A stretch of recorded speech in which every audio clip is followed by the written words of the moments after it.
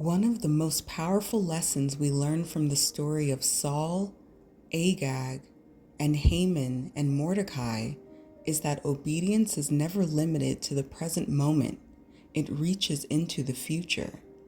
When God commanded Saul to completely destroy the Amalekites, Saul had no way of knowing that sparing Agag would one day place the entire Jewish people at risk.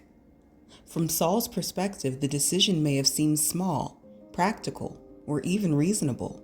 Yet obedience is not merely about personal blessing or immediate outcomes. It provides spiritual covering for generations to come. What feels insignificant now may later determine safety, survival, and destiny. This is why God does not always explain why he commands what he does. Saul was not given a detailed explanation of future consequences. He was given instruction. Trusting God means believing that his why exists, even when it is hidden. Faith obeys without requiring full disclosure. Choosing trust over understanding. When obedience is incomplete, it leaves behind spiritual residue. Unaddressed sin does not disappear with time, it lingers. Agag represented opposition to God's purposes, and because Saul did not fully deal with what God identified as destructive, that opposition resurfaced generations later through Haman, a descendant of Agag. What is tolerated rather than confronted can evolve and reappear with greater force. Haman's plot, however, represents more than political genocide. It is a spiritual assault against God's redemptive plan.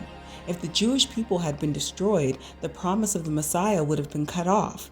This is why the stakes in the book of Esther are so high. The enemy was not merely attacking people, he was attempting to erase God's covenant and his purposes from the earth. Even Mordecai, who would later help Esther, refused to bow to Haman, showing the importance of standing firm in obedience to God's ways. In contrast to Saul's failure, the book of Esther shows obedience aligned with God's timing, rather than human urgency. Saul acted according to immediate gain and public pressure. Esther obeyed at the risk of her own life, trusting God's timing over her personal safety. Esther and Mordecai's obedience did not feel safe or convenient, but it proved priceless in eternity.